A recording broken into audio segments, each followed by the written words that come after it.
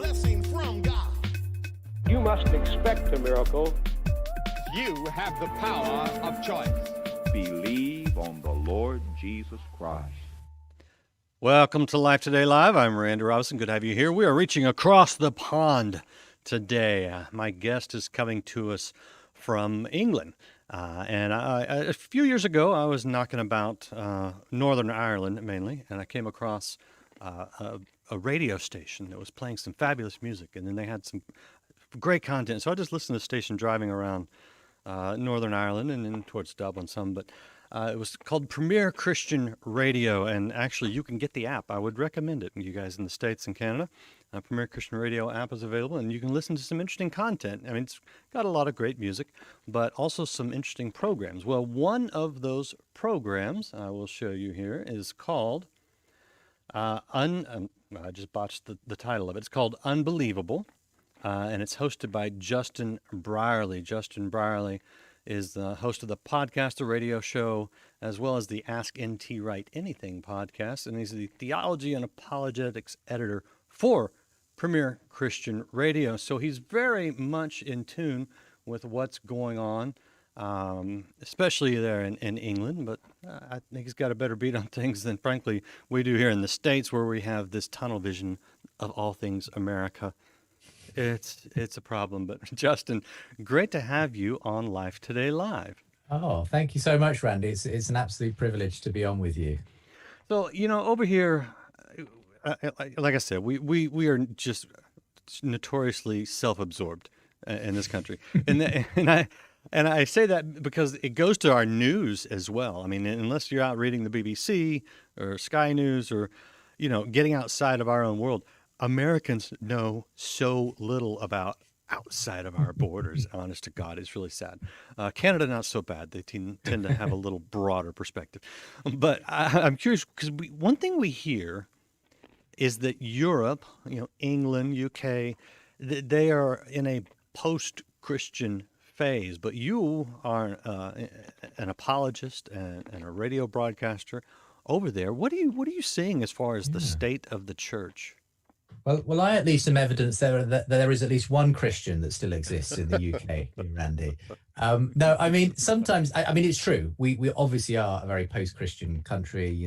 We're well down the road in terms of secularism. In a way, though, I think, maybe we're a kind of canary in the mine for where the US might be heading as well. I think in some ways, a lot of what's happening currently in the US is maybe what was happening, maybe, I don't know, 20 or 30 years ago in the UK. But the other thing is that sometimes these things can be exaggerated, because sometimes people only see, declining church figures, secularization or whatever. Actually, there's an awful lot of good news stories as well in the UK. There are some very strong churches, growing churches. And I often feel like history kind of goes in cycles. And you've seen in the past, situations in the UK and England where you could say that religion was at an all-time low, that the church was in a state of dissolution. And then you've had these amazing revivals, the Wesleys, the Whitfields and others. And suddenly God does something new. And I don't see why that couldn't happen again in the UK. And I even dare to think that there are signs of those kind of green shoots of revival in the UK. And sometimes you have to kind of get to the bottom before you can start to go up on the other side. And for me, I do see actually evidence of a lot of good news things. Not just the fact that obviously Christian radio stations do exist, like Premier Christian Radio, but there's a real engagement with the intellectual side of Christianity. I'm very involved in that with apologetics and theology. But also, I think people kind of eventually get tired of secular materialism when it doesn't provide what they hoped it would provide. And I think people actually end up turning back to God. And even in our culture today, people haven't stopped being religious. Even if they don't go to church, they still tend to invest their lives in something, whether it be the latest ideology or whatever it might be. But in the end, once those things don't provide the answers, I think God's waiting, the church is waiting with open arms, and who knows, maybe we'll see another revival in our generation. Yeah, well, and I think it could come on the heels of a lot of what you're doing with your program, because you take a bit of a different approach. Whereas I sit here and interview people like you, you talk to some people who are not necessarily on our side intellectually or theologically. Tell us about your program.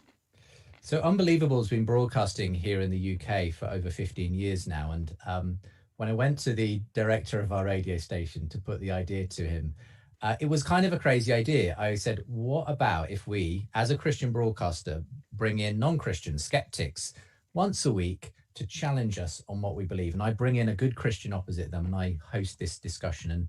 And, you know, to his credit, he said, yes, let's give it a try.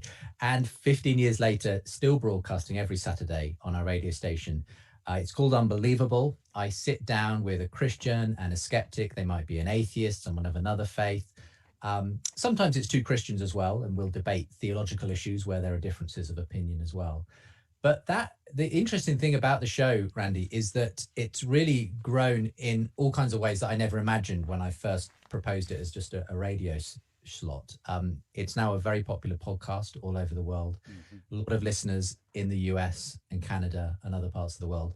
A thriving YouTube channel as well, where we put up the video versions of the debates and increasingly resources, conferences, a book that got published a few years ago. And indeed, you know, some really interesting spin-off video series. We're just finished our third season of something called The Big Conversation, which is a video debate series between some of the biggest thinkers on both sides of the religious and non-religious spectrum, debating, you know, huge questions in life. So it's just an absolute privilege to be able to host these kinds of debates. And the whole purpose of them is to engage both the Christian and non-Christian community. You know, that was always the thing. I don't like, I think there's an absolute brilliant value to Christian radio and resourcing Christians and encouraging them in their faith. But there is that danger of living in a bubble. And the reality is, certainly here in the UK, and I think increasingly in the US and elsewhere, we are surrounded by non-Christian friends, neighbors, colleagues, and we need to be able to do what the Bible says, give a reason for the hope that we have, and do it with gentleness and respect. And that's very much what the show has been about all these years. I love it. Yeah, I love it. Here's a question. Are you, Justin Brierly, the 21st century C.S. Lewis? I would not dare to take on such a mantle.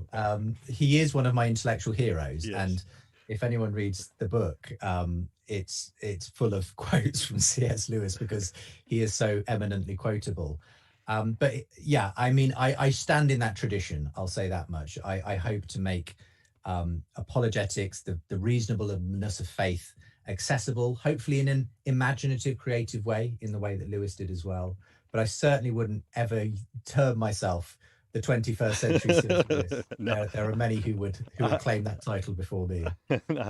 I am a bit tongue-in-cheek. I do want to show people the book. This is the book, Unbelievable, Justin Brierly, and you can pick it up anywhere. It's been out a few years, and it's timeless because he's talking with atheists, and yet he's still a Christian.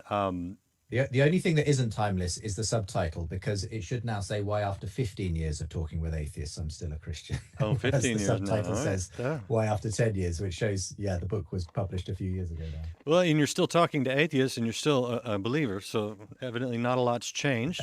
Glad to hear it. But talk to me about the big conversation. Tell me about some of the conversations you've been having, because I think the topics, they certainly cross over from culture to culture. They certainly do. I mean, the big conversation is a special video series from Unbelievable, in which we do bring some really big names together to debate issues. We started in our first season with probably one of the world's most interesting and controversial characters. Jordan Peterson joined me on the show, a Canadian psychologist who's, a frequent figure in the culture wars and everything else, but had a really interesting discussion between him and an atheist psychologist on whether we need God to have meaning in life. And Jordan Peterson sounded just like a Christian apologist on that edition of the show, because he was arguing for God and for the value of faith. But it covers all kinds of intellectual territory, science and faith, psychology, history, scripture. In this last season, we've brought together some really interesting pairings, including a discussion on artificial intelligence. That's a huge next wave area that Christians need to be getting to grips with and understanding. And so I was able to bring together an atheist thinker who's very influential in this area, called Nick Bostrom, who heads up Oxford University's Future of Humanity Institute, and has written some very influential books on the future of artificial intelligence. I had him in conversation with Rosalind Picard, who's a professor at MIT. She's a very committed Christian, and she heads up a whole sort of part of MIT that deals with computation, artificial intelligence. And we were just asking those questions about, is there a soul, or could you recreate the soul, in an artificial intelligence robot? Those sorts of questions, is there something different, special about humanity? What will it mean if, we could get to the point that we see in some sci-fi films where people could upload their consciousness in some digital form and live in some kind of digital nirvana forever? Is that what the future is going to look like? And so we take on those big issues. We talk about those big cultural issues, but we obviously putting a Christian who knows their stuff, who's the right person to engage these big secular thinkers. But we also do the kind of increasingly interreligious ones. Our most recent episode 6 of The Big Conversation, featured a discussion between Amy Jill Levine, who's a Jewish New Testament scholar, and you don't always find them in that combination.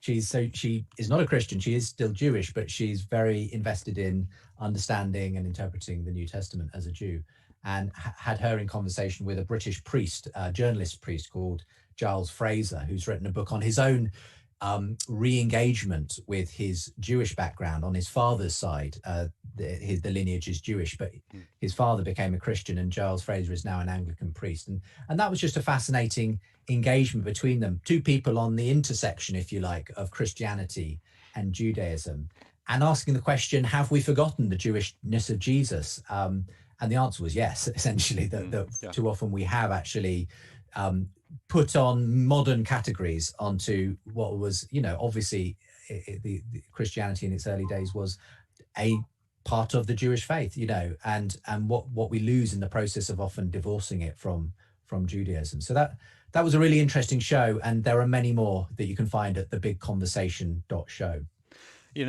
What I see when we talk about the Jewishness of Jesus is that we lose context in the loss of the culture, because a lot of the things that even in the New Testament don't quite make sense to us if we don't understand the culture of the time. And we could roll through some examples, but I want to get onto some other things that you guys are involved in.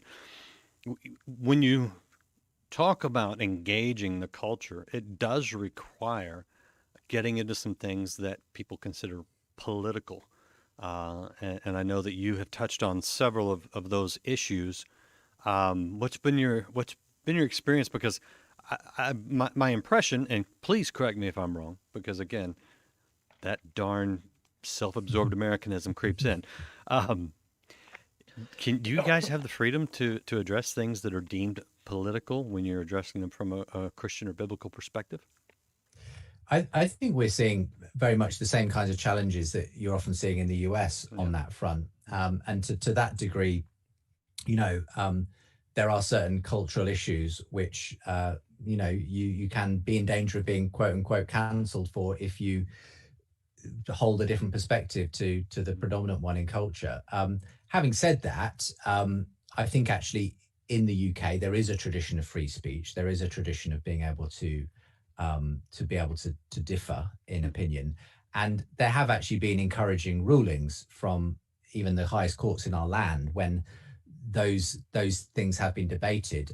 For instance, wherever you stand on the issue of transgender, the fact is that even in the culture, there is a divide between people like, well-known example, J.K. Rowling, well-known author, who has taken a stand critiquing certain aspects of transgender ideology and saying that essentially she fears that it's trumping, if you like, the fact that women should be sort of are able to assert their biological identity in certain spaces, and some of the consequences of that. Now, she's obviously received a lot of heat for that on social media, and that's the way it is in our culture at the moment, isn't it? But interestingly, the key case that whole thing began with was a woman called Maya Forstater, who had lost her job on the basis that she had made statements saying that she didn't believe you could be a woman by simply stating that it was still tied to biology. And J.K. Rowling came out in favor of Maya Forstater. And in fact, the latest ruling on that case is that actually she should have the freedom to be able to express that opinion without being in danger of losing her job. So it's not that, free speech is being, discriminated against, but there is certainly still that cultural battle. We're still experiencing, as you are, the places where there are those pinch points. I mean, what I tend to do with my own show is we're not afraid of discussing and debating those issues. In a way, the show is a good place to do it because I will frequently have both points of view represented. So earlier in the year, we debated the transgender issue, and I brought on Preston Sprinkle, who is a US theologian who's written a very good book on that. And I brought on a transgender priest opposite him, and they had a great discussion. Now obviously they saw things very differently, but I do hope that what the problem is in our social media age is that it tends to all be so zero sum when it comes to these debates, and it's very difficult to get any kind of nuance into that. It's all sound bites and people piling on. And the one advantage of doing a show where you give people an hour to talk things through is you actually might just get to the point of understanding each other a bit more and seeing the humanness in each other rather than just the ideology. So for me, that's the value of Unbelievable, is that we get to talk about these issues, but we do it in hopefully a balanced way that brings out, the nuance in these issues. That's good. And I'm guessing that you've built some bridges that you never thought you would have. And I'll let you comment on that, but I want to show people your website real quick. This is justinbrierly.com. I'll put that in the chat for you guys that are chat enabled out there. And we're having an interesting conversation with him as he has interesting conversations with others across the UK and actually across the world. I do want to get a little bit personal if I can, because you wrote this book called Unbelievable, like the title of your podcast and radio show. It's 15 years now. You're talking with atheists. What is your own story? I mean, where does this deep conviction come from that enables you to not be moved, but yet have conversations and reach out to people outside the church? Where does that come from? Well, I think it comes from a couple of things. It comes firstly from a confidence that I have a relationship with Christ, and there's in a sense that was the beginning of my own journey, was an experience where I, as a 15-year-old, felt that I'd met with God in a unique and special way. And what I quickly discovered, of course, is that that kind of an experience isn't readily transmissible to other people. So I was soon surrounded by skeptical people when I went to Oxford University as a student there. And you can't simply say, well, I had this great experience, because other people will say, well, I haven't. So, show me something else. And that was really when I started to discover the whole area that we call apologetics. And it's not that apologetics replaces the need for a genuine heart experience with God, but it's that actually it can be an amazing intellectual door for people who haven't had that experience, but who might be open to it, or who simply meet with God in a different way. We're not all wired the same way, and some people it is just more of an intellectual encounter for them when it comes to God. And so really that was the beginning of a journey where I began to discover some of the classical arguments, the strong historic core of Christianity, the evidence for Jesus's life, death, and resurrection, and I suppose it was that journey, and also my own kind of slightly theatrical inclinations, because I was into amateur dramatics and that kind of thing as a student, that led me down the road of thinking I'd love to be able to put the case for Christianity in a creative way. That ended up being radio. It ended up being this Unbelievable show, and actually doing this kind of dialogue kind of format. Where that's led me personally in my faith is that I feel more confident in my faith than I did when I began. In a way, I know all of the objections far better than I did at the beginning. I've heard them all related in countless different ways. And I'm not saying there aren't some really difficult questions when it comes to Christianity, areas that I still find mysterious and difficult to understand myself. But having said all that, I find that there is something incredibly persuasive about the Christian story. And there is a reason why Christianity continues to grow and thrive in all areas of the world today. And even when people have proclaimed the death of God, the death of Christianity over the ages, somehow this story continues to come back again and again and again. And for me, that's because it's more than just a story. It's a reality. It's something that actually makes sense of us, makes sense of our lives. And very often, if someone says, why are you a Christian? If they're an atheist, I'll say, well, first of all, tell me why you're an atheist. Because we all have a viewpoint on the world. We all have a worldview. You will have reasons for what you believe, and I have reasons for what I believe. And it's not just that I'm called to defend my beliefs. It's that I want you to give me an explanation of yours as well. And what I found time and again is that when I look at the world, I look at the universe, I look at myself, I look at human experience, it's better explained by this story of Christianity than it is by any other story that's yet to be told, including the atheist story. There are too many holes for me in the atheist story, things that you just can't account for on the atheist worldview. So for me, that gives me a good intellectual grounding for my faith. But it's not just that. It's about the fact that obviously I've had that experience of an encounter with God as well. And it's when the head and the heart come together that I think you have a very powerful combination, and God can do great things through that.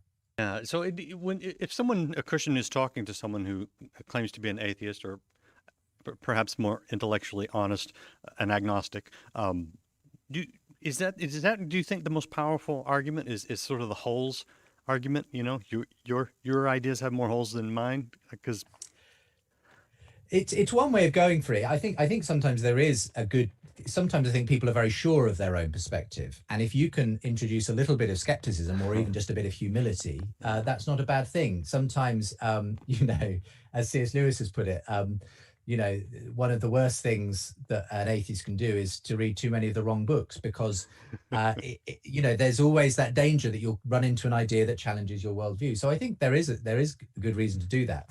But it's not just about poking holes in the other person's worldview.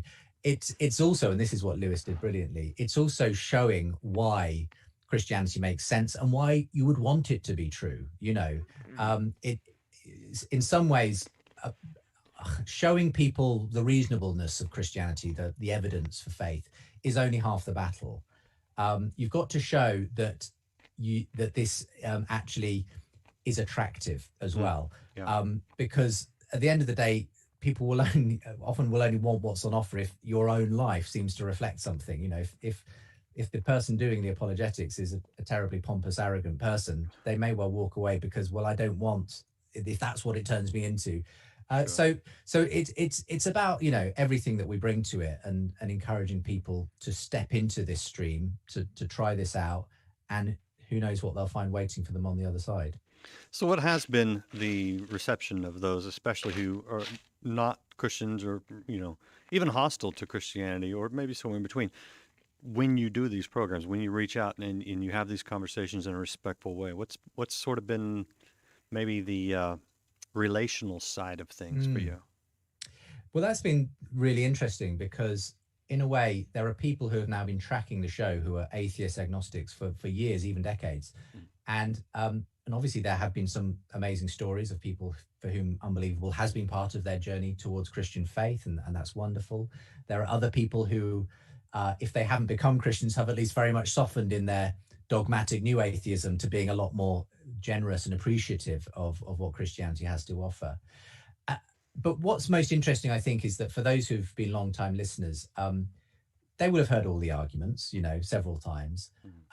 I think what makes the most difference for them is actually the character of the people ultimately who are doing it. And that's where I feel one of my most important things I do is to try and represent as faithfully and as fairly as I can the people present, and Jesus Christ to the listening audience. And so that's really a great privilege and responsibility for me to bear.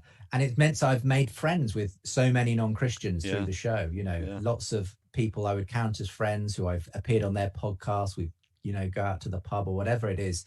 And you develop these kinds of relationships. And it's very often, if I'm honest, off mic, off camera, that some of those most those most important conversations happen with people. Sure. So yeah. Yeah, no doubt about that. Well, this is the program right here. It's called Unbelievable. It's Justin Brierly. It's on Premier Christian Radio, and I will throw the URL in the chat for those of you who can see it. If you can't see it, it is premierchristianradio.com, and you can just you can Google Justin's name, and you're going to find his stuff.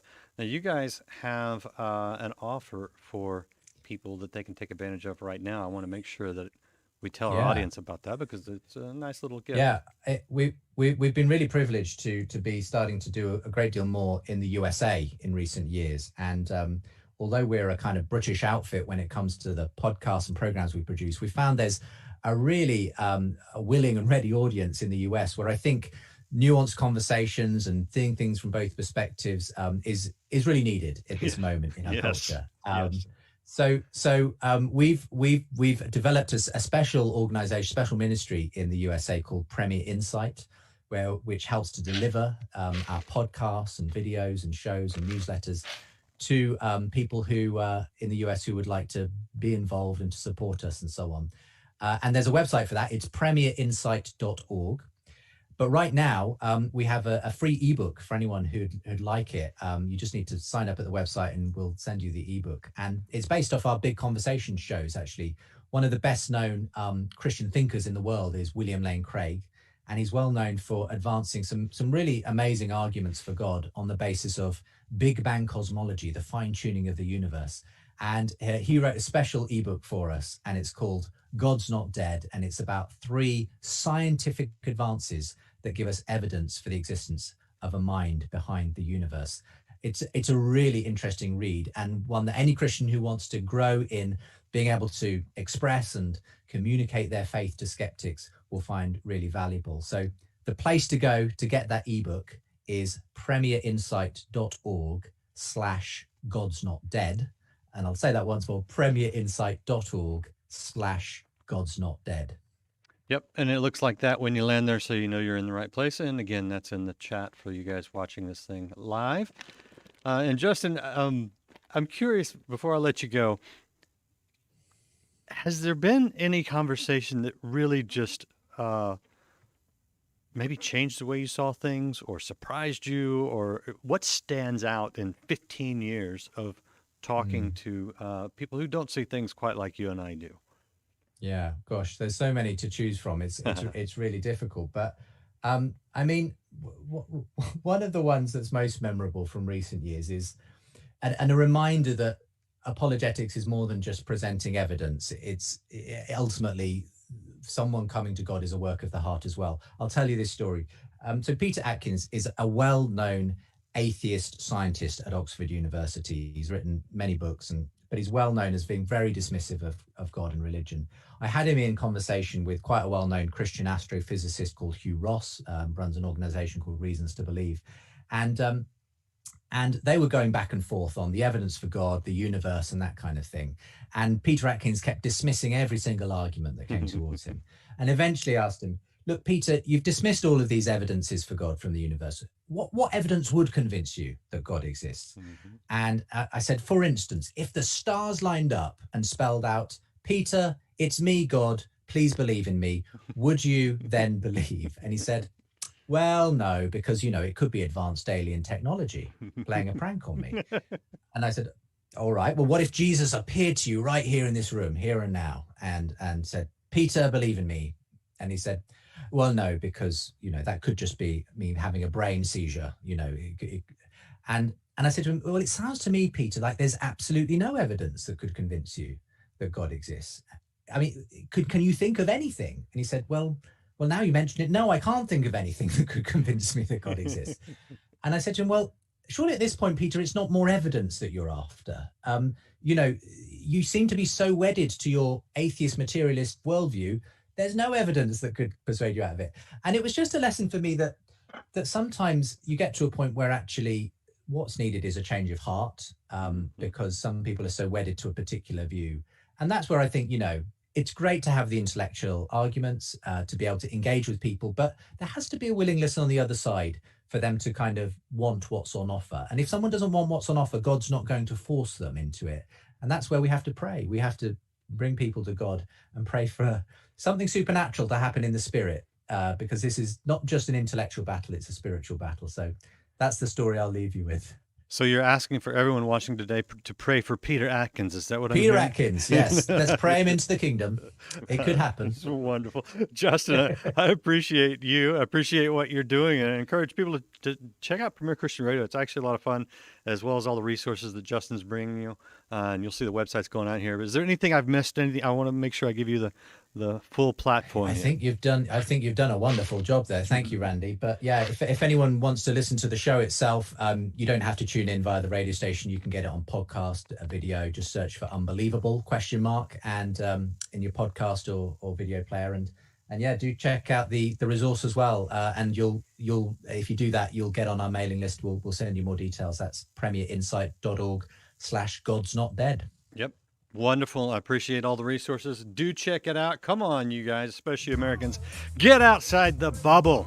Stretch your minds with Justin Brierly and Premier Christian Radio, an unbelievable podcast. And join us again tomorrow. We'll be back tomorrow with more from Life Today Live. We'll see you again next time.